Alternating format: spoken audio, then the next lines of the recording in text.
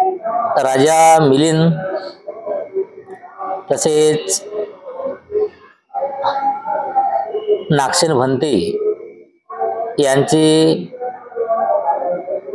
प्रश्न आणि उत्तर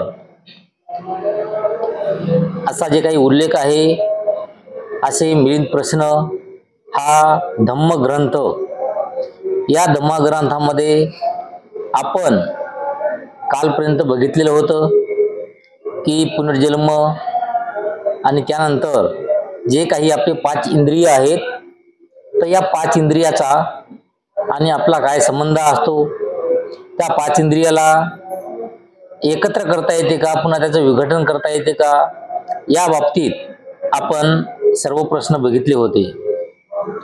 आज या ठिकाणी मिलिंद प्रश्न या ग्रंथाचं 3रा खंड आणि त्यामध्ये जे काही पहिलं प्रकरण आहे विमुक्ती छेदन प्रश्न, हे आपण बघणार आहोत। विमुक्ती छेदन प्रश्न जे आहेत, हे सर्व जे काही आपले जे काही कर्म असतील, ते कर्म चांगले असतील वाईट असतील आणि त्या कर्माचा आपल्याला काय फल लाभ होतो, त्या कर्माचं काय अस्तित्व असते किंवा कर्माच्या फळाचं काही अस्तित्व असते, या संदर्भामध्ये आपण बघणार आहोत। यामध्ये सर्वात प्रथम 5 आयतने निरनिराळ्या कर्माच्या फळाने अस्तित्वात आले आहेत, एकाच्या नव्हे। म्हणजे या ठिकाणी असं सांगितलेलं आहे की जे काही 5 आयतने आहेत, 5 आयतने म्हणजे जे काही आपले 5 प्रकारचे जे काही इंद्रिय आहेत, या इंद्रियाला आयतने असं म्हणतात। तर हे 5 प्रकारचे जे काही इंद्रिय आहेत, तर हे निरनिराळ्या जे काही कर्म असतील जे आपल्या हातून घडतात, तर या कर्माच्या फळाचं अस्तित्व म्हणजे फळामुळे अस्तित्वात आलेले असतात आणि ते एका कृत्यामुळे नाही। म्हणजे जेव्हा जे काही 5 इंद्रिय असतात, ते 5 इंद्रियानं काही जे काही कर्म केलं असेल, त्यामुळेच आपल्याला फल प्राप्ती होते। एखादं इंद्रिय असते, त्या एखाद्या इंद्रियानं काही कर्म केले असेल तर मात्र त्याचं आपल्याला फळाचं जे काही अस्तित्व आहे ते दिसत नाही। आता या ठिकाणी राजा मिलिंद हा नागसेन भन्ते यांना प्रश्न विचारते की भन्ते, डोळे, कान, नाक, जीभ, त्वचा ही 5 आयतने निरनिराळ्या कर्मफळामुळे उत्पन्न झालीत की एकाच कर्मफळामुळे उत्पन्न झाली आहेत। मग यानंतर नागसेन भन्ते त्या ठिकाणी सांगतात की अनेक कर्मफळामुळे झालीत, एका कर्मफळामुळे नव्ह। म्हणजे जे काही अनेक प्रकारचे जे काही कर्मफळ असतील, तर त्या कर्मफळामुळे आपल्याला जे काही कर्माचं अस्तित्व आहे, तर ते अस्तित्व निर्माण होते, असं या ठिकाणी नागसेन भन्ते सांगतात। मग पुन्हा राजा विचारते की भन्ते, कृपा करून उदाहरण देऊन सांगावं। मग नागसेन भन्ते उदाहरण देऊन या ठिकाणी सांगतात की महाराज, समजा एखाद्या शेतामध्ये 5 प्रकारची बीजे पेरतो, तर त्या विविध बीजाची फळे देखील विविध प्रकारची नाही का होणार। म्हणजे ज्याप्रमाणे आपण शेतामध्ये अलग अलग प्रकारे बी टाकतो आणि अलग अलग टाकलेले बी आहे ते अलग अलग बियापासून अलग अलग झाडे तयार होतात, रोपं तयार होतात आणि अलग अलग उत्पन्न तयार होते, असं या ठिकाणी सांगले जाते। आणि असं विचारल्याच्या नंतर त्या ठिकाणी राजा मिलिंद म्हणते की होय भन्ते, विविध प्रकारच्या बीजाची फळे देखील विविध प्रकारचीच होतील। मग महाराज, याप्रमाणे या 5 आयतनांनी उत्पत्ती म्हणजे वेगवेगळ्या कर्माची फळे आहेत, एकाची नव्हे। आणि असं सांगितल्याच्या नंतर या ठिकाणी राजा मिलिंद याला सर्व काही समजते, म्हणून मिलिंद राजा त्या ठिकाणी म्हणते की आपलं बरोबर आहे। यानंतर कर्माची प्रधानता, जे काही आपले कर्म आहेत, तर त्याला प्रधानता कशाप्रमाणे दिल्या जाते हे या ठिकाणी बघितल्या जाते। या ठिकाणी राजा मिलिंद नागसेन भन्तेला विचारतात की भन्ते, सर्व मनुष्य सारखेच का होत नाहीत? कोणी अल्पायुषी तर कोणी दीर्घायुषी, कोणी आजारी आहेत तर कोणी एकदम आरोग्य संपन्न, कोणी कुरूप तर कोणी फारच सुंदर, कोणी एकदम प्रभावहीन तर कोणी अत्यंत प्रभावशाली, कोणी दरिद्री तर कोणी खूप श्रीमंत, कोणी हलक्या जाती जन्मले तर कोणी उच्च कुळात जन्मलेले, कोणी मूर्ख तर कोणी अतिशय हुशार, असे का व्हावे. म्हणजे या ठिकाणी प्रत्येक माणसं हे सारखे का नसतात. जर माणसाचं अस्तित्व जे आहे, कोणी म्हणते की माणसाला कोणीतरी समजा निर्माण केलेलं आहे, त्याचं अस्तित्व आहे, त्यांचा कोणी ईश्वर आहे किंवा काहीतरी आहे, असे वेगवेगळ्या प्रकारची जे काही नावं घेतात. तर यामध्ये मिलिंद राजा विचारतात की सगळे जे काही माणसं आहेत हे एकसारखे का होत नाहीत. कोणी नीच जातीमध्ये जन्माला येतात, कोणी उच्च जातीत जन्माला येतात, कोणी कुरूप होतात, कोणी देखणे होतात, अशा प्रकारे वेगवेगळे का. मग यावेळेस स्थविर नागशेन-भंते म्हणतात की सर्वच वनस्पती एकसारख्या नाहीत. असे का. काही आंबट, काही खारट, काही तिखट, काही कडू, काही तुरट, तर काही तर अत्यंत गोड असतात. असे का बरं व्हावे. म्हणजे या ठिकाणी ज्याप्रमाणे मिलिंद राजा नागशेन-भंतेला प्रश्न विचारतात, तर त्यांचं उत्तर म्हणून या ठिकाणी नागशेन-भंते सुद्धा त्या राजाला प्रश्न विचारतात की जे काही झाडं आहेत ही झाडं एकसारखी का नसतात किंवा त्यांची जे काही चव आहे हे चव एकसारखे का नसते. मग त्या ठिकाणी राजा म्हणते की भंते, बीजास भिन्नत्व असल्यामुळे त्या वनस्पतीच्या चवीस भिन्नत्व दिसून येत असले पाहिजे असा माझा अंदाज आहे. म्हणजे राजा काय म्हणते की त्याचं जे काही बी आहे या बियामध्ये गुणधर्म अलग आहे आणि म्हणूनच त्या बियापासून वेगळे झाड तयार होण्यात येत असावं असं त्या ठिकाणी म्हणते. म्हणून नागशेन-भंते म्हणते की महाराज, बरोबर तुम्ही सांगितल्याप्रमाणे मनुष्य मात्राचे आपापले कर्म वेगवेगळे असल्याप्रमाणेच ते सर्व एकसारखे नाहीत. कोणी अल्पायुषी तर कोणी दीर्घायुषी असे पाहण्यात येतात. महाराज, खुद भगवान बुद्धाने म्हटलेले आहे की हे मानव जीव सर्वच आपल्या कर्माची फळे भोगत आहेत. सर्व जीव आपल्या कर्मफळाने स्वतः मालक आहेत आणि आपल्या कर्मफळानुसार भिन्न भिन्न योनीत जन्मात येतात. कर्म हेच खरे नातेवाईक व कर्म हेच आश्रयस्थान आहे आणि कर्मामुळेच मनुष्य मात्राची अशी विभागणी झालेली आहे.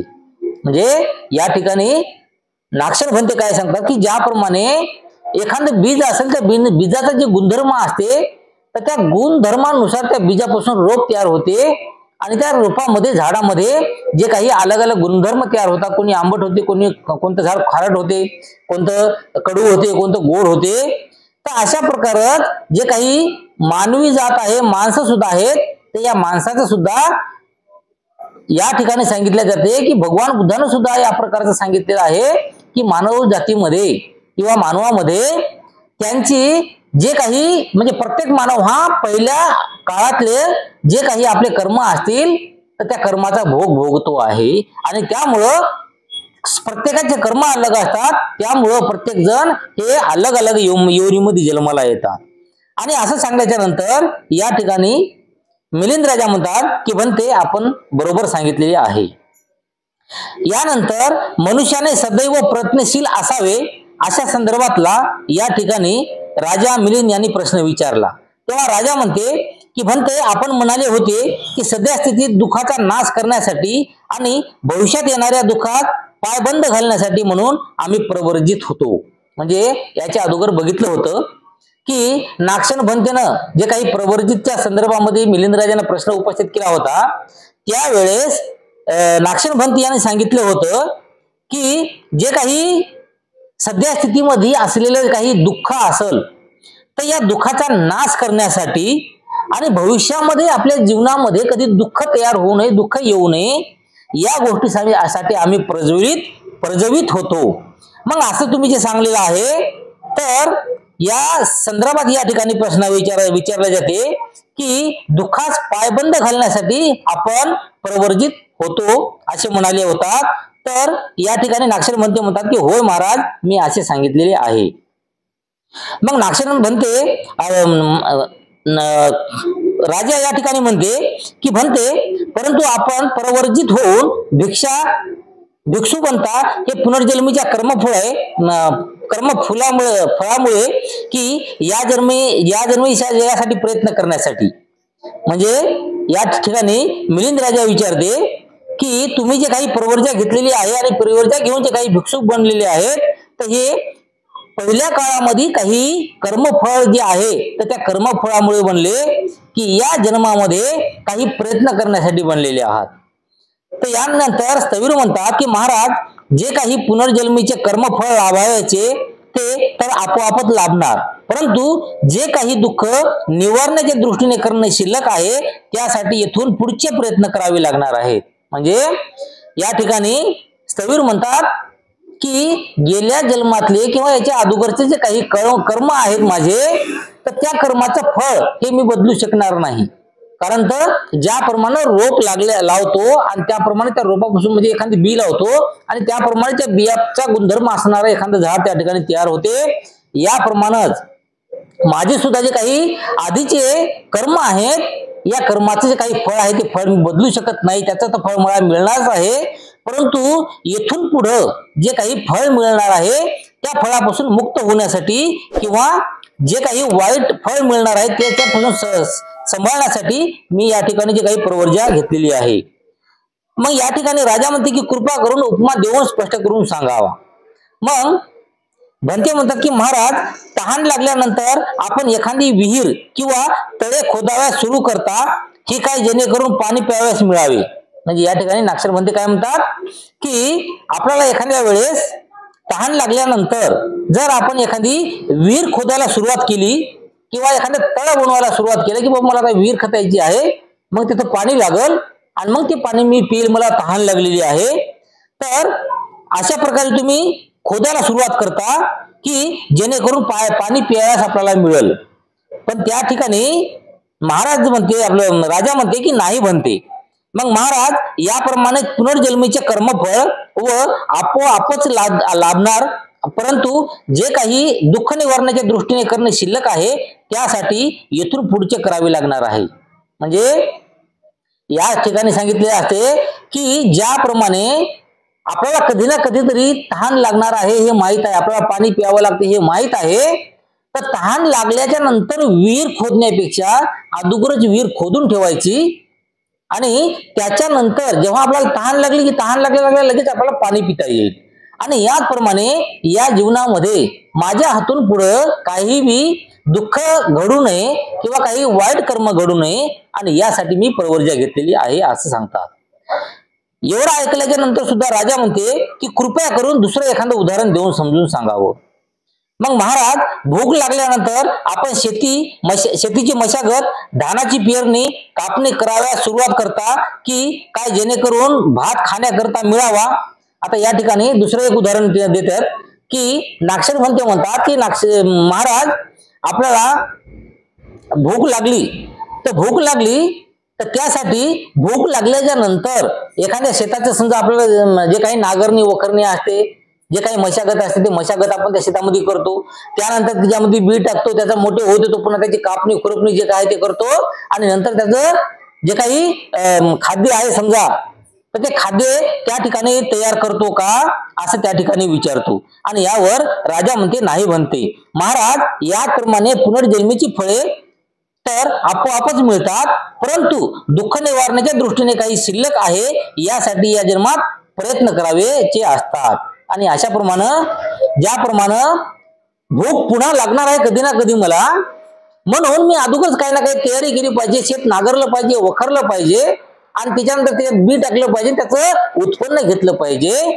आणि त्याप्रमाणे याच्या पुढं माझ्या जीवनामध्ये दुःख निर्माण होऊ नये किंवा वाईट कर्माचं फळ मला भोगायला लागू नये, म्हणून मी या ठिकाणी चांगले कर्म करण्यासाठी प्रवर्जित झालेले आहो असं त्या ठिकाणी म्हणतात. आणि एवढं सांगून सुद्धा परत राजा म्हणते की कृपया करून उदाहरण देऊन आणखी एकदा समजून सांगावं.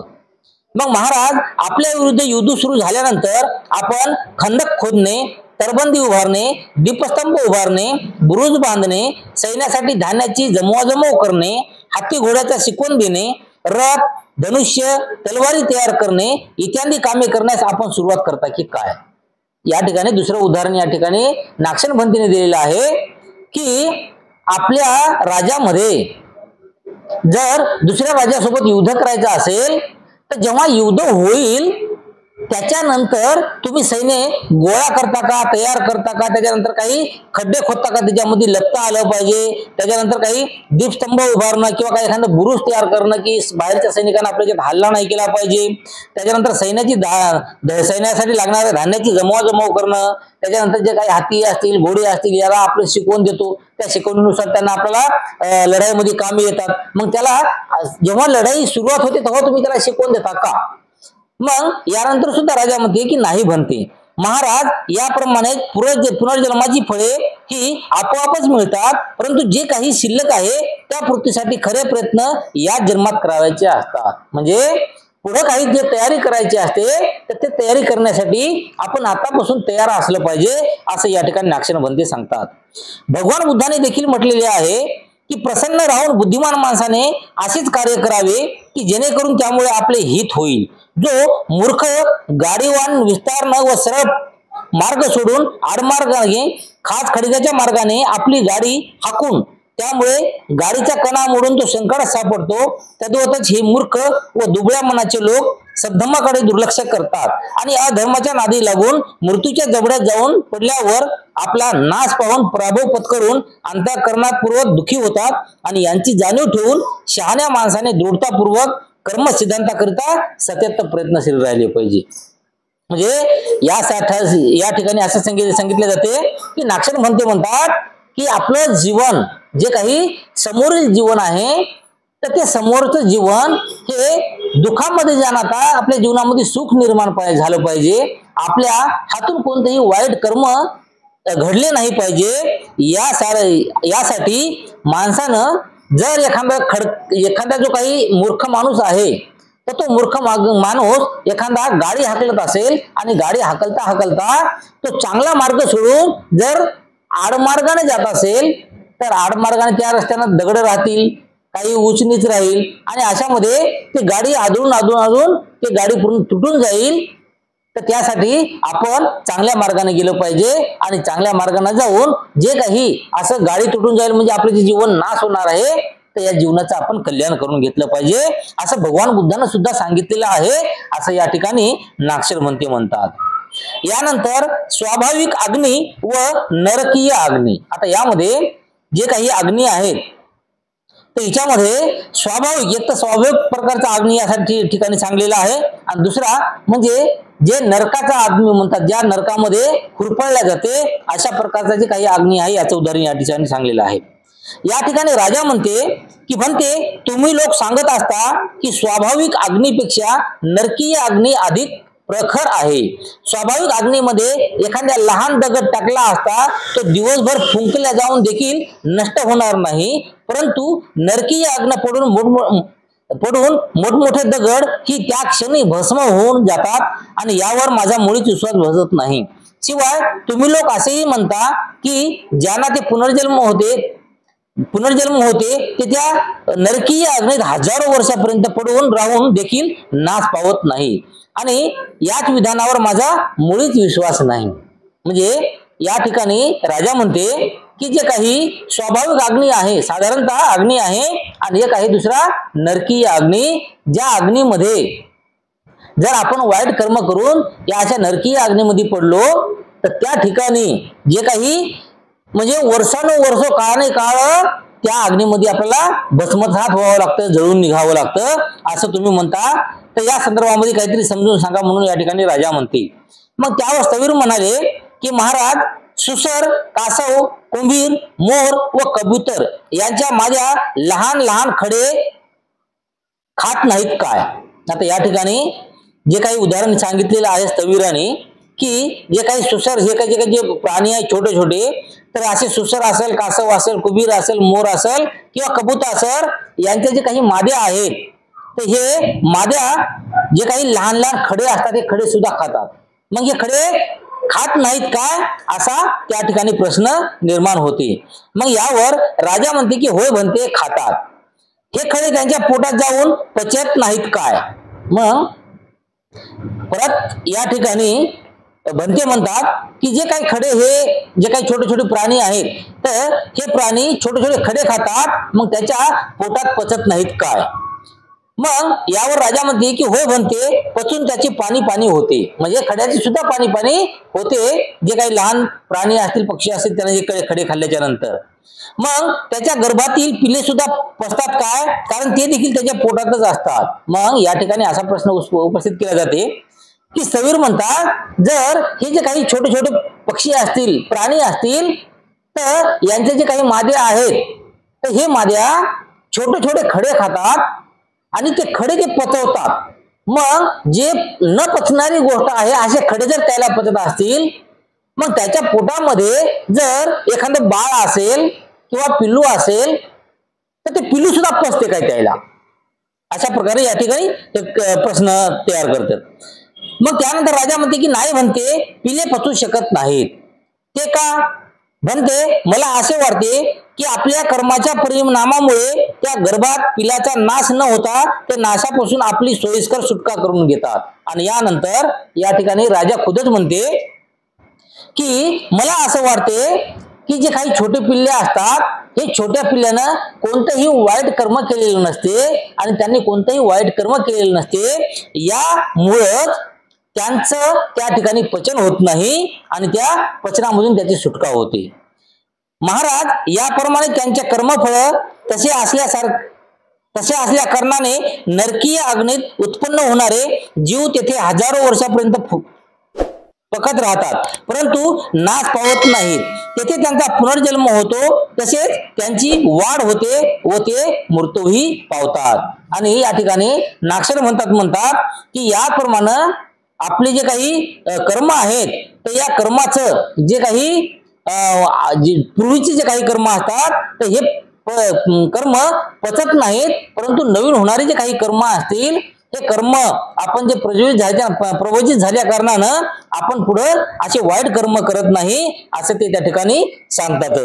यानंतर भगवान बुद्धाने सुद्धा असं म्हटलेलं आहे की जोपर्यंत त्याचे पाप कर्म संपत नाही तोपर्यंत त्यातून त्याची सुटका नाही. म्हणजे भगवान बुद्ध सुद्धा असे म्हणतात की एखाद्या व्यक्तीचं जोपर्यंत त्याचे काही पाप कर्म असतील तर तो संपत नाही तोपर्यंत या जन्मामधून त्याची सुटका नाही.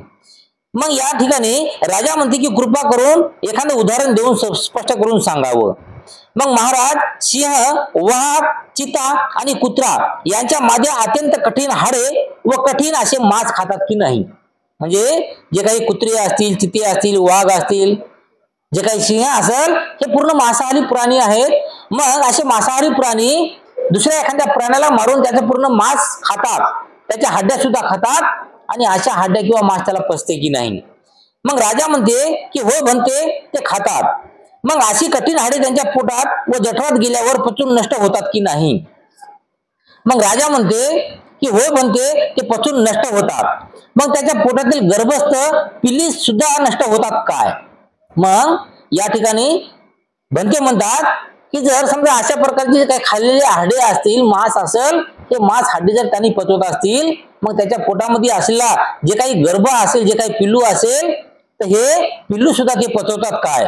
आणि त्यावर राजा म्हणते की नाही बनते. मग ते का बनते, मला असे वाटते की आपल्या कर्माच्या परिणामामुळे त्या गर्भस्थ पिलाचा नाश न होता ते त्या नाशापासून आपली सोयीस्कर सुटका करून घेतात.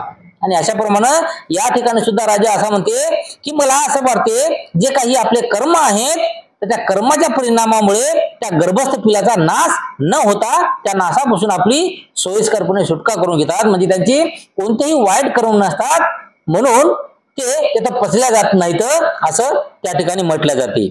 महाराज बरोबर याप्रमाणे त्यांचे कर्मफळ तसे आपल्या कारणाने नरकीय अग्नीस जन्मास येणारे व जीव तेथे हजारो वर्षापर्यंत फकत राहतात, परंतु नाश पावत नाही. तेथे त्यांचा पुनर्जन्म होतो, तेथे त्यांची वाढ होते व ते मृत्यूही पावतात.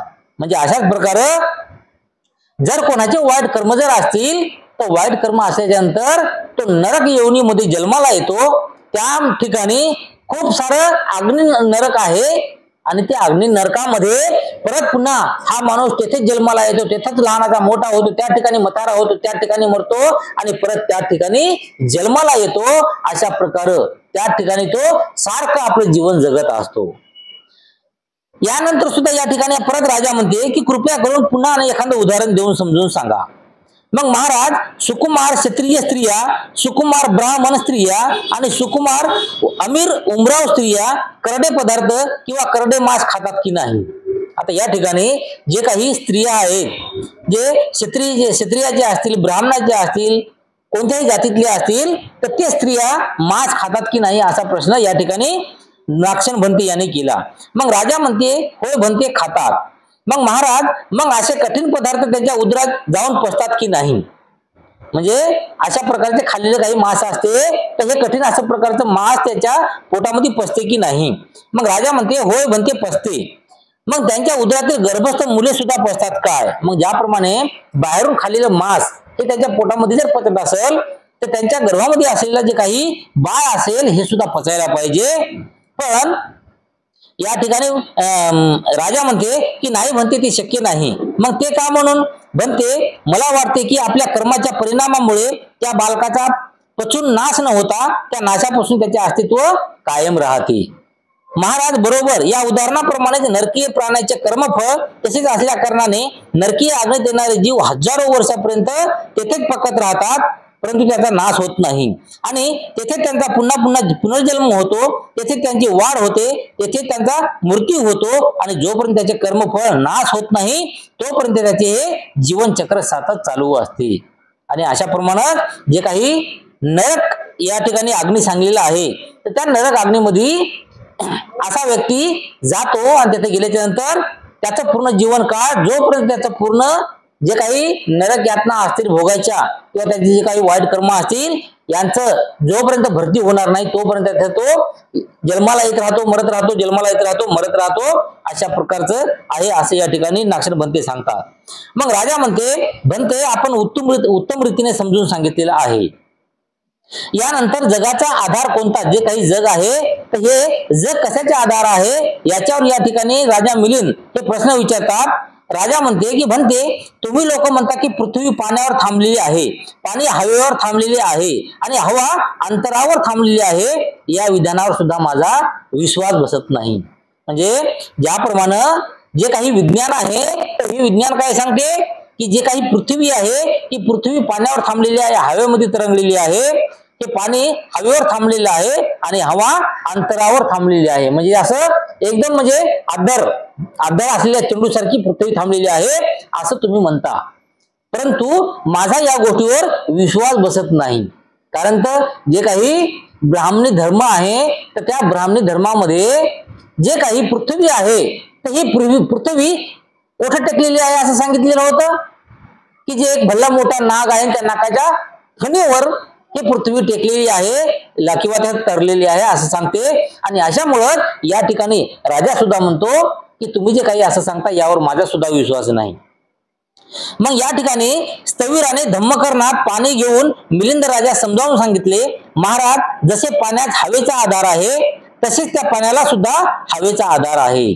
आणि या ठिकाणी असं म्हणले जे काही त्या राजाने प्रश्न उपस्थित केला होता तर त्या प्रश्नाचे उत्तर देण्यासाठी नागसेन भंते यांनी काय केलं की जे काही आपलं धम्मकरण म्हणजे जे काही भिक्षापात्र असते भिक्षापात्र आपलं त्या भिक्षापात्रामध्ये पाणी घेतलं आणि पाणी घेतल्याच्या नंतर मिलिंद राजा असं त्याने सांगितलं की महाराज जसं हे जे काही पाणी आहे या पाण्यात हवेचा आधार आहे, हवेचा आधार आहे आणि हवेचा आधार असल्या कारणानं जरी समजा एखादी पृथ्वी आहे, पृथ्वी उलटी होती त्याच्यासोबत आपणही उलटी होतो पण आपण पडतो का, त्याप्रमाणे ते पाणी सुद्धा त्या पात्रातलं पडत नाही आणि त्या पाण्याला सुद्धा हवेचा आधार आहे.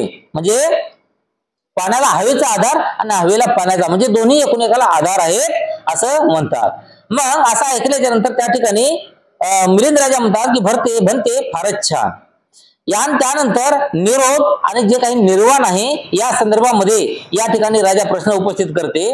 राजा म्हणते भंते निरोध होणे म्हणजे निर्वाण आहे काय. आता या ठिकाणी जे काही निरोध आहे, निरोध म्हणजे आपल्या जीवनाचा शेवट, म्हणजे जीवनाचा असा शेवट की त्याच्यानंतर आपला जन्म नाही असं, म्हणजे त्या ठिकाणी पूर्ण विराम. तर या ठिकाणी राजाने जे म्हणलं की जे काही भंते निरोध होणे म्हणजे आपले निर्वाण आहे काय. मग नागसेन भंते म्हणतात की होय महाराज निरोध म्हणजेच निर्वाण होय, म्हणजे आपण निर्वाणाला प्राप्त होणं म्हणजे या जीवनातला शेवटचा जन्म आपला खतम होणे, याच्यानंतर आपला जन्म नाही असा आहे. आणि जर आपले वाईट कर्म जर असतील तर मात्र यानंतर सुद्धा आपला जन्म हा चालूच राहतो ते फळ भोगण्यासाठी. मग या ठिकाणी राजा म्हणते की म्हणते निरोध होणे म्हणजे निर्वाण हे कसे शक्य आहे. म्हणजे निरोध जे आहे म्हणजे आपल्या जीवनाचं शेवट होणं म्हणजे निर्वाण आहे हे कसं काय शक्य आहे. मग नागशेठ म्हणतात की महाराज, सर्वच मूर्ख माणसे सांसारिक इंद्रिय व विषय सुखाच्या उपभोगात मग्न राहतात, त्यातच आनंद मानतात, त्यातच गर्क राहतात, त्यास एकदम चिकटून राहतात. मानवाची लालसा म्हणजे एखाद्या महापुरुषासारखी दुथडी भरून येते आणि अशा महापुरात व्यक्ती वाहून जातात. त्यामुळेच वारंवार जन्म, वृद्धत्व, मृत्यू, शोक, वेदना, खेद, निराशा यामधून त्यांची सुटका होत नाही आणि थोडक्यात दुःखातून त्याची मुक्तता होत नाही. आणि अशा प्रकारे या ठिकाणी जे काही नागशेठ आहेत तर हे नागशेठ सांगतात की जे काही आपल्या जीवनामध्ये आपण जे वाईट कर्म करतो आणि या वाईट कर्मामुळं जे काही एखादी महापूर असलेली नदी की त्या महापूर ज्याप्रमाणे सांगल्या जाते या ठिकाणी की आपण जे केलेलं कर्म आहे तर ते कर्म जसे जसे भरत राहिले तसे तसेच आपल्या जीवनामध्ये जे काही वृद्धत्व असेल, मृत्यू असेल, शोक असेल, वेदना असेल, ते अशा प्रकारच्या जे काही वाहतात आणि त्यामधून आपली सुटका होत नाही.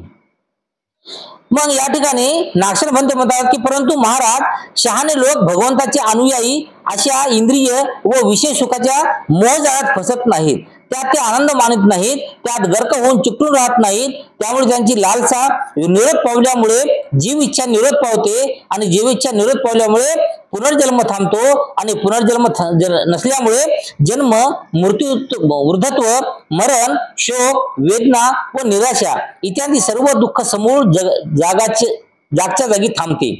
असा दुःखाचा अंत घडतो आणि यालाच म्हणतात निर्वाण. आणि याप्रमाणे महाराज निरोध होणे म्हणजेच निर्वाण आहे.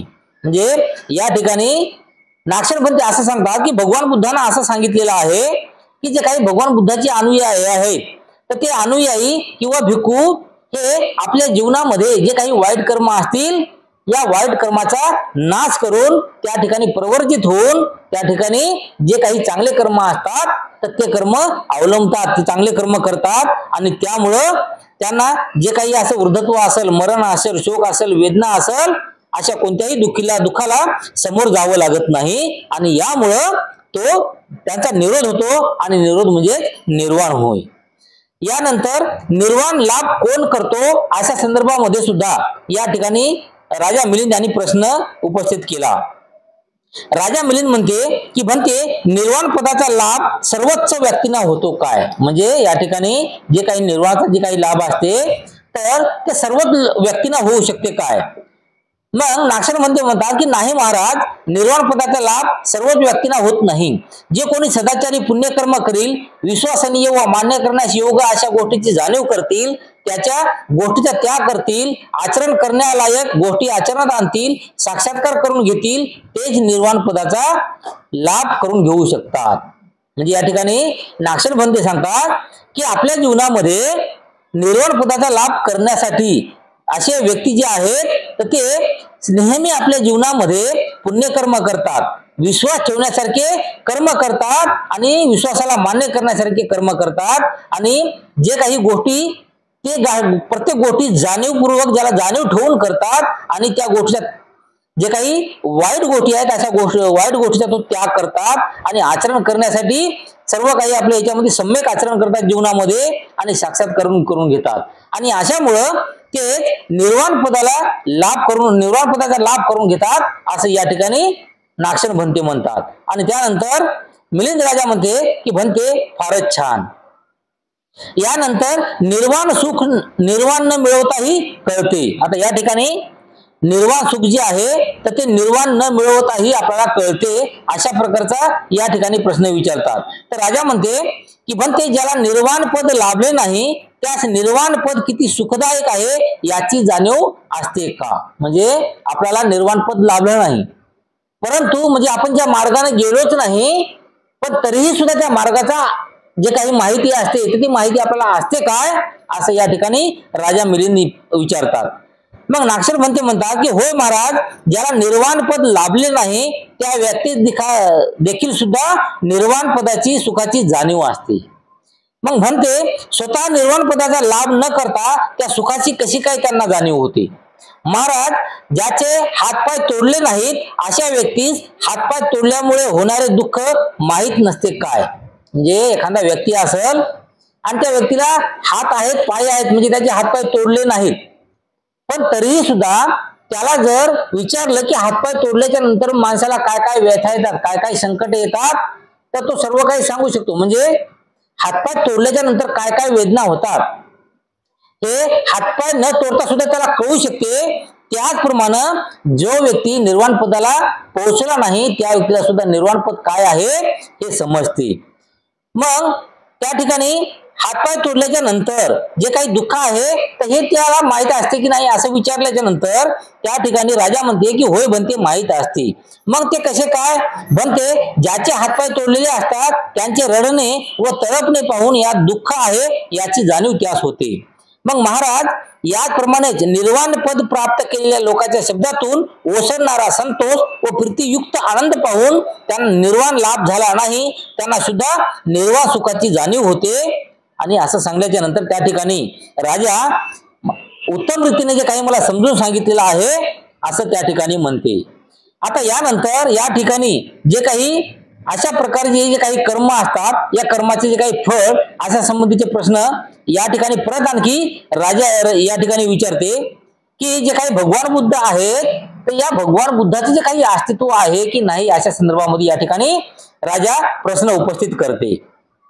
मग त्या ठिकाणी राजा म्हणते की भंते नागसेन, आपण भगवान बुद्धांना पाहिले आहे काय. मग त्या ठिकाणी नागसेन म्हणतात की नाही महाराज, निदान तुमच्या आचार्यांनी तरी भगवान बुद्धाला पाहिलेले आहे काय.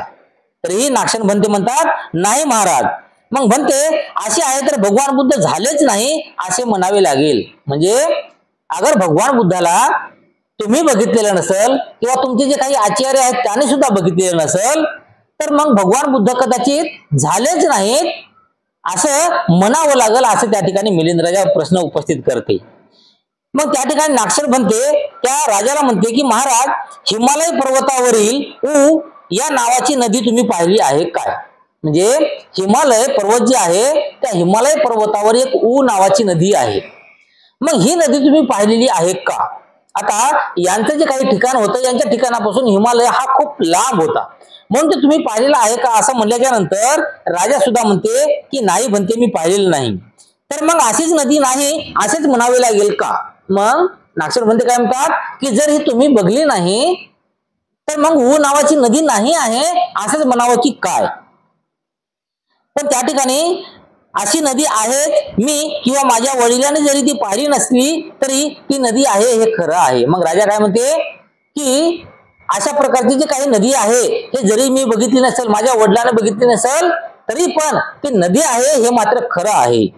मग त्या ठिकाणी नागसेन म्हणतात की महाराज, याप्रमाणे जरी मी किंवा माझ्या आचार्यांनी भगवान बुद्धांना पाहिले नाही तरी पण ते निश्चित झालेले आहेत. आणि असं सांगल्याच्या नंतर त्या ठिकाणी राजा म्हणते की भंते, फार उत्तम प्रकारे तुम्ही समजून सांगितलेलं आहे. आता ज्याप्रमाणे भगवान बुद्धाचं अस्तित्व या ठिकाणी विचारलं त्याप्रमाणे जे काही भगवान बुद्धाचे जे काही सर्वज्ञ आहेत, भगवान बुद्ध हे सर्वज्ञ आहेत, तर या संदर्भात सुद्धा या ठिकाणी मिलिंद राजा प्रश्न उपस्थित करते.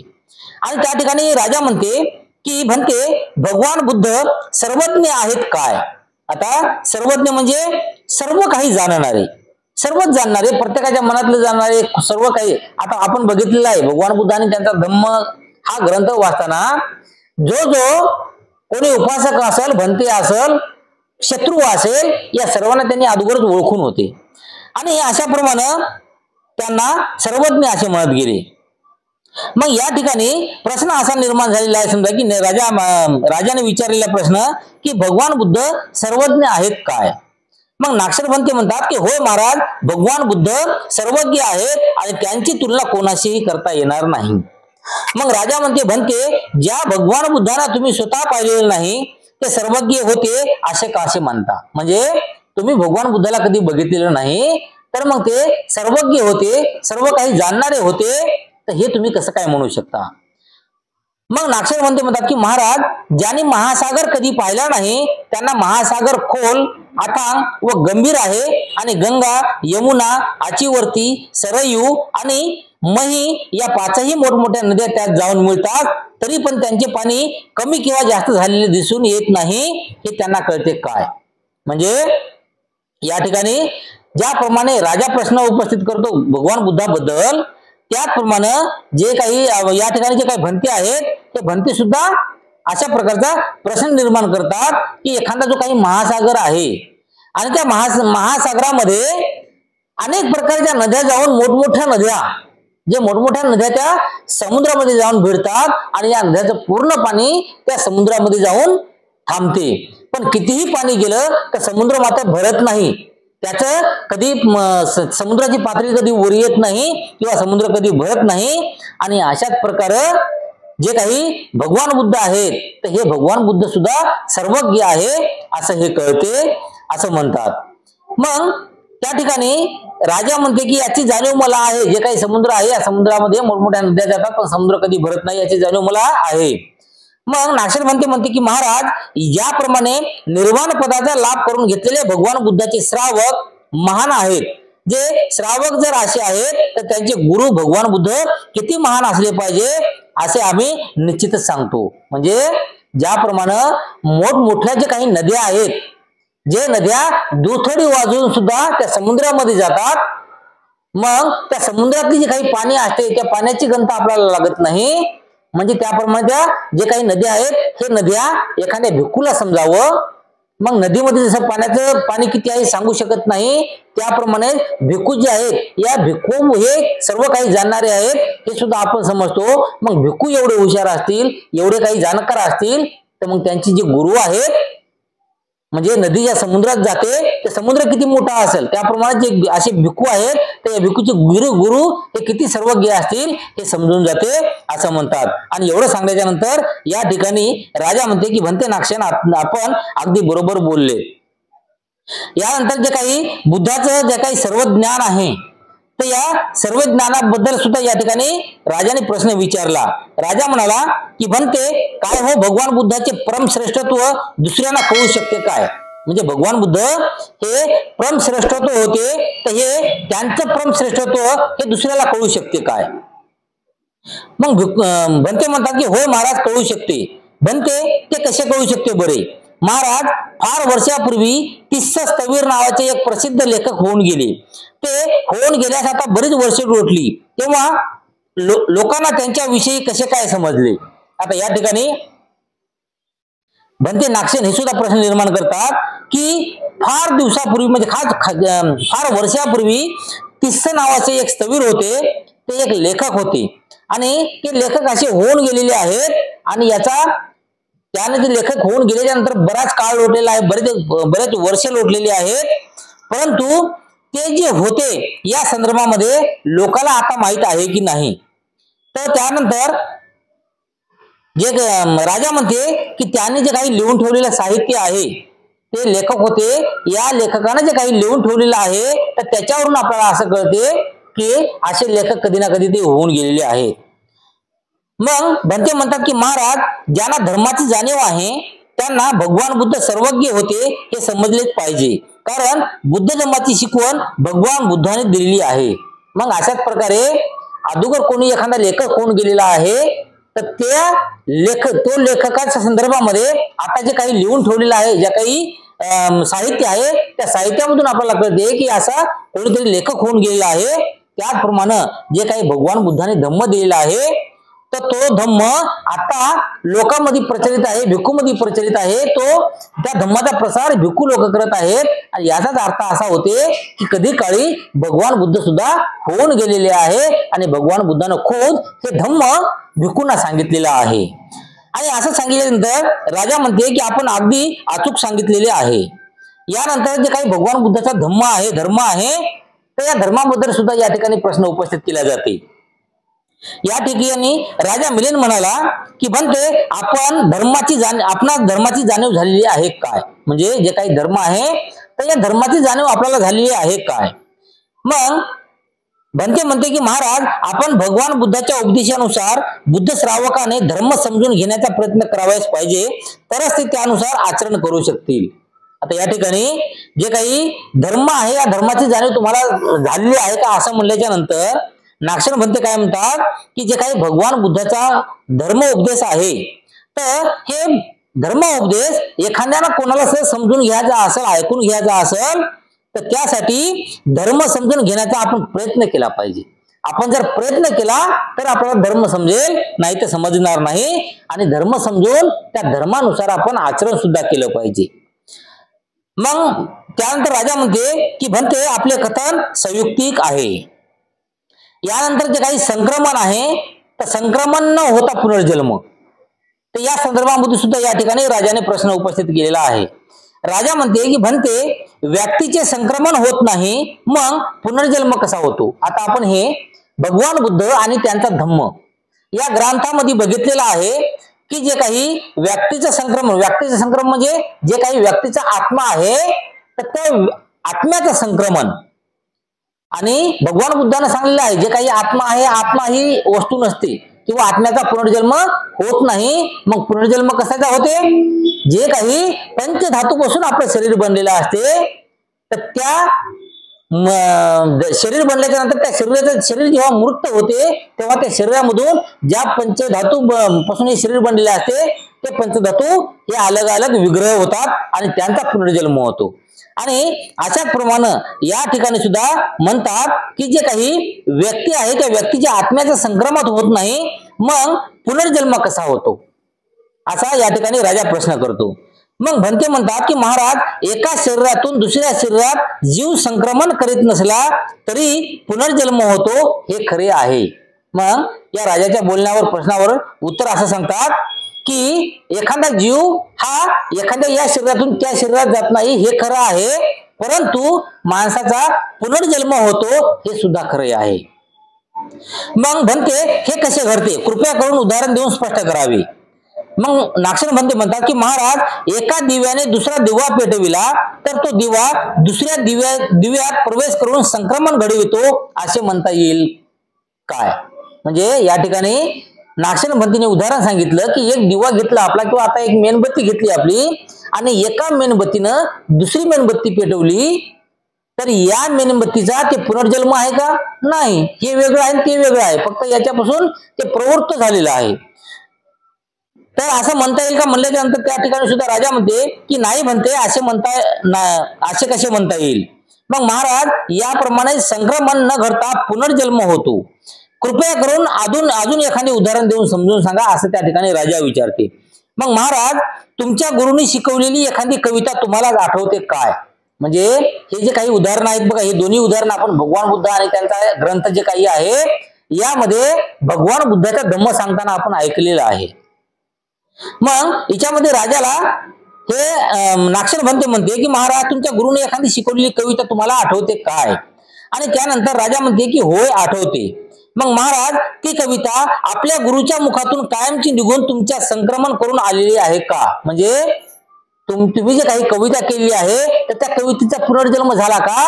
आणि ते एकदम तुमच्या गुरुच्या तोंडातून बाहेर निघाली, आता त्या गुरुला आठवणीत नाही आणि ते फक्त तुमच्या आठवणीत आहे, असं आहे काय? मग त्यावर राजा म्हणते की नाही भंते. मग महाराज, याप्रमाणेच संक्रमण न घडता पुनर्जन्म होतो. मग भंते, आपण उत्तम प्रकारे समजून सांगितलेलं आहे. म्हणजे हे जे काही संक्रमण न होता जे काही पुनर्जन्माच्या गोष्टी आहेत, या सर्व गोष्टी महाराजाला त्या ठिकाणी पटल्या जातात आणि म्हणून महाराज त्या ठिकाणी म्हणतात की आपण उत्तम प्रकारे समजून सांगितलेलं आहे. यानंतर जे काही परामर्थ आहे त्या परामर्थाने ज्ञानाचे अस्तित्व नाही. या ठिकाणी राजा म्हणते की भंते, ज्ञाता जे काही आत्मा आहे तर त्या नावाची एखादी वस्तू आहे किंवा नाही. मग सवीर म्हणाले, महाराज, ज्ञाताच्या म्हणजे जे काही ज्ञाता असतात, म्हणजे जे काही समजून घेणारे आत्मा असतात, तर अशा रूपात अशी कोणतीही वस्तू अस्तित्वात नाही. म्हणजे आत्मा नावाची कोणतीही वस्तू अस्तित्वात नाही. यानंतर जे काही पुनर्जन्म आहे, या पुनर्जन्माच्या संबंधी सुद्धा या ठिकाणी राजा प्रश्न विचारते की भंते, एका शरीरातून दुसऱ्या शरीरात प्रवेश करणारा असा कोणी जीव आहे काय? म्हणजे राजा काय विचारते की एका शरीरातून दुसऱ्या शरीरात एखादा प्रवेश करणारा कोणी म्हणजे आत्मा आहे काय, म्हणजे सरळ सरळ म्हणजे आत्मा आहे काय असं विचारते. आणि त्या ठिकाणी नागशर म्हणते की नाही महाराज, असा कोणी जीव नाही.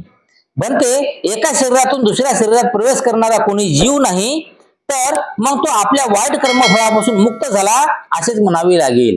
मग या ठिकाणी राजा काय म्हणते की जर नागशर म्हणते तुम्ही असं म्हणता की जे काही जीव आहे तर या जीवामध्ये आत्मा आहे, ते दुसऱ्या शरीरामध्ये प्रवेश करत नाही, तर मग एखादा व्यक्ती त्यानं वाईट कोणते कर्म केले असतील तर वाईट कर्म केल्याच्या नंतर सुद्धा जेव्हा तो मरतो मग त्याचा पुनर्जन्मच होत नाही, मग त्याला त्या कर्मफळात जे काही फळ आहे तर ते कसं मिळते. मग याचा अर्थ असा होऊ शकतो की ते जे काही आपले वाईट जरी कर्म केले असतील तर त्या वाईट कर्माच्या फळातून सुद्धा तो मेला म्हणजे मुक्त झाला. परंतु या ठिकाणी नागशर म्हणते की महाराज, जर त्यांचा पुनर्जन्म झाला नाही तर तो आपल्या वाईट कर्मफळातून निश्चित मुक्त होईल, परंतु पुनर्जन्म झाला तर मग तो मुळीच मुक्त होऊ शकणार नाही. म्हणजे त्याच्या अगोदरच नागशर पंथीने सांगितलेलं आहे की ज्याचे काही वाईट कर्म आहेत त्या वाईट कर्माची फळे जर भोगायची राहिलेली असेल किंवा त्यांचं काही जीवनातलं काही काम करायचं जर राहिलं असेल तर अशा व्यक्तीचा पुनर्जन्म होतो. आणि कोण वाईट कर्म केले नाही त्यामुळे काही भोगाची फळे हे राहिलेली नाहीत, तेव्हा मात्र त्या व्यक्तीचा पुनर्जन्म होत नाही. आणि अशाच प्रकारे या ठिकाणी सुद्धा नागशर पंथीने सांगितलेलं आहे. मग राजा म्हणते की कृपा करून एखादं उदाहरण देऊन स्पष्ट करून सांगावं. मग महाराज, जे आंबे चोरतो ते झाडाचे होत, त्यांनी पेरलेले आंबे नव्हे, पेरलेल्या आंब्याची त्यांनी चोरीच केली नाही, तेव्हा शिक्षेस पात्र कसा. मग ज्याप्रमाणे याच्या अगोदर आपण 2 वेळेस बघितलेलं आहे की जे काही एखादा माणूस हा आंब्याची कोय लावतो, त्याच्यापासून मोठा झाड तयार होते आणि त्या झाडाला परत आंबे लागतात आणि त्या लागलेल्या आंब्याची चोरी कोणीतरी करतो, परंतु त्या माणसाने लावलेला जे आंबा होता त्याची ती चोरी करत नाही. मग अशा माणूस जो आहे चोरी करणारा, तर त्याला शिक्षा व्हायला पाहिजे की नाही. परंतु त्या ठिकाणी राजा म्हणते की परंतु त्यांनी पेरलेल्या आंब्यापासून ते आंबे उत्पन्न झालेले आहेत म्हणून तो शिक्षेस पात्र आहे. मग महाराज, याप्रमाणेच एक मनुष्य या नामरूपाकडून चांगले किंवा वाईट कर्म केली जातात, या कर्माच्या प्रभावाने दुसरे नामरूप जन्मास येते आणि म्हणूनच तो आपल्या वाईट कर्मफळापासून मुक्त होत नाही. आणि असं सांगल्याच्या नंतर या ठिकाणी राजा म्हणते की आपल्या चांगल्या प्रकारे समजावून सांगितलेले आहे आपण. यानंतरचे काही कर्मफळाविषयी राजा या ठिकाणी प्रश्न विचारते की म्हणते एक नाम रूपाने केलेल्या चांगल्या किंवा वाईट कर्मफळाचे काय होते आणि ते कोठे थांबतात. म्हणजे या ठिकाणी जे काही राजा असते, हे राजा या ठिकाणी भन्तीला काय विचारते की जे काही आपलं नामरूप असेल, म्हणजे काही आपलं नाव असेल, रूप असेल, तर या नावानं किंवा रूपाने केलेली जे काही वाईट फळं असतील, कर्मफळं असतील, तर या कर्मफळाचं काय होते आणि ते कर्मफळे कोठं थांबतात. मग यावर नागशर म्हणतात की महाराज, ते कर्म फळ रूपाने त्या नामरूपाचा पाठलाग करीत असतात, अगदी त्याचा पिच्छा न सोडणाऱ्या सावलीप्रमाणे. आणि अशाप्रमाणे जे काही नाव आहे किंवा रूप आहे, याच्यामुळे जे काही वाईट कर्म आपल्याकडून घडतात, तर त्यामुळं ज्याप्रमाणे आपली सावली आपली साथ कधी सोडत नाही, त्याप्रमाणे जे काही वाईट कर्म आहेत हे वाईट कर्म आपली साथ सोडत नाहीत. मग म्हणते ही कर्मे येथे थांबली आहेत अशा तऱ्हेने दाखविता येतील काय. मग याप्रमाणे या ठिकाणी काय म्हणते की हे जे काही कर्म आहेत हे या ठिकाणी थांबली आहेत असं म्हणता येईल काय. तर महाराज, अशा प्रमाणे ती दाखविता येत नाही, कृपा करून उदाहरण देऊन समजून सांगावं. मग महाराज, अद्याप ज्या झाडाला फळे आलेली नाहीत ती ही पहा येथे आहेत असे म्हणून ती कोणा दाखविता येतील काय. या ठिकाणी जे काही नागशर म्हणते आहेत, हे नागशर म्हणते त्या राजाला असं विचारतात की एखादं झाड आहे आणि त्या झाडाला फळच लागली नाहीत, पण तरी आपण एखाद्या माणसाला म्हणलो की हे पहा त्या झाडाला पाहिजे त्याचं फळ आहे, आणि असं म्हणल्यावर नुसतं त्याला दिसेल काय फळ. मग त्या ठिकाणी राजा म्हणते की नाही म्हणते महाराज, प्राणी मात्राचे जीवन प्रवाहाप्रमाणे आहे, जेव्हा जीवन प्रवाहाची धार तुटल्याशिवाय ते येथे आहेत असे म्हणून दाखविता येईल. आणि अशाप्रमाणे या ठिकाणी सांगले जाते की जे काही एखादा जे काही प्रवाह आहे नदीचा, तर त्या नदीचा प्रवाह थांबल्याशिवाय नदीचे पाणी थांबत नाही. प्रवाह जर थांबला तर नदीचं पाणी थांबते, नाहीतर नदी एकसारखी वाहू लागते. आणि अशाच प्रमाणे आपले जे काही कर्म आहेत ते कर्म सुद्धा अशा प्रकारच आहेत. यानंतर जे काही पुनर्जन्म आहे तर त्या पुनर्जन्माचं ज्ञान या संदर्भात सुद्धा या ठिकाणी राजा प्रश्न विचारते.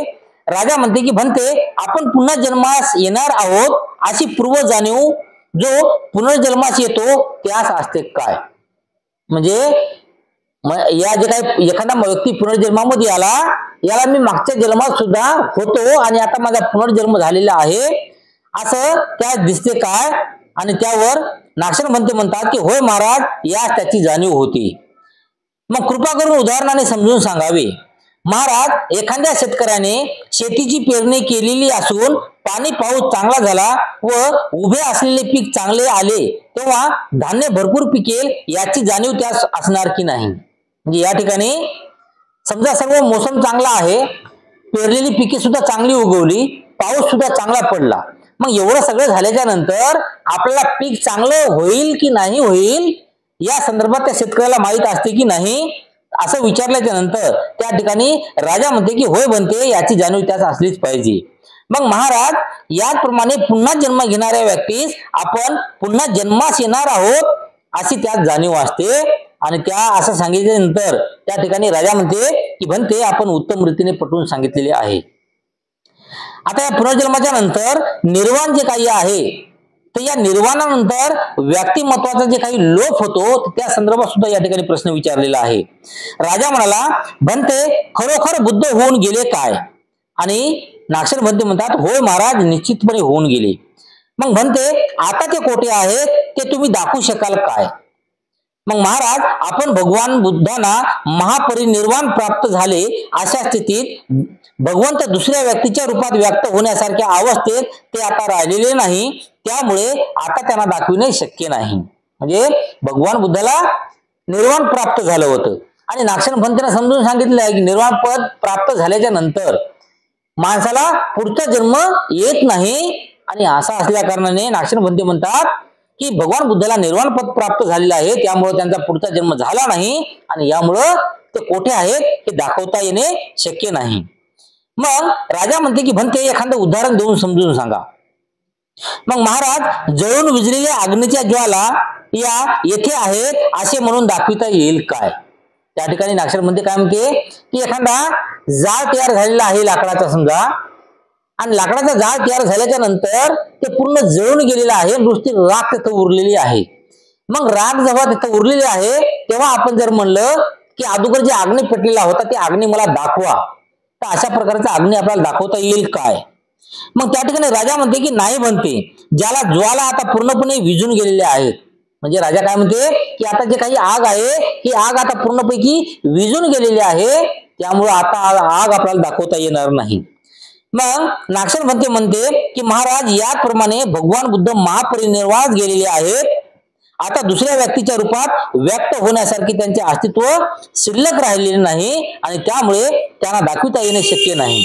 परंतु त्यांनी सांगितलेल्या धर्मास दाखविता येईल, त्यांनी सांगितलेला धर्म त्यांच्याविषयी हे सांगत आहे ना. आणि अशा प्रमाणे जेव्हा एखादा अग्नी जळून जातो आणि अग्नी जळून झाल्याच्या नंतर जे काही माग शिल्लक उरते तर ते राख उरते, आणि त्याचं राख आहे याच्यावरून आपल्याला समजते की अगोदर अग्नी इथं जळाला होता, परंतु ती अग्नी आता जरी आपल्याला बघणं शक्य नसेल तर त्या राखीवरून आपण जसा अनुमान काढू शकतो त्याचप्रमाणे भगवान बुद्धाचे सुद्धा आहे. भगवान बुद्धानं त्या काळामध्ये जेव्हा होते तेव्हा त्यांनी जे काही धर्म सांगितलेला आहे त्या राखेप्रमाणे तो धर्म आता जिवंत आहे, प्रत्येक भिक्खू जवळ आहे आणि प्रसारित होत आहे. आणि याच्यावरूनच आपल्याला असं कळते की जे काही भगवान बुद्ध आहेत हे भगवान बुद्ध होऊन गेलेले आहेत, म्हणूनच भगवान बुद्धाचा धर्म आता आहे. आणि अशा प्रकारचं जे काही कथन या ठिकाणी नागसेन पंथीने केलं, तर नागसेन पंथीने सांगितल्याच्या नंतर त्या ठिकाणी महाराज म्हणते राजा म्हणते की आपण योग्य असं कथन केलेलं आहे. म्हणजे या ठिकाणी जे काही पुनर्जन्म असेल या संदर्भामध्ये राजाने जेवढे प्रश्न उपस्थित केले होते त्या सर्व प्रश्नाचे उत्तर नागसेन पंथीने त्यांना दिलं आणि त्यांना समाधानी केलेलं आहे. आणि नागसेन पंथी समाधान केल्यामुळं ते राजा होते ते मिलिंद राजे या ठिकाणी पूर्ण समाधान झालेले आहे आणि चांगलं कथन केलं आहे असं म्हणून त्या ठिकाणी त्या नाक्षणबंदीला म्हणतात. आणि अशा प्रकारे आज या ठिकाणी आजचा जो काही भाग आहे हा भाग संपवित आहोत, संपणार आहे.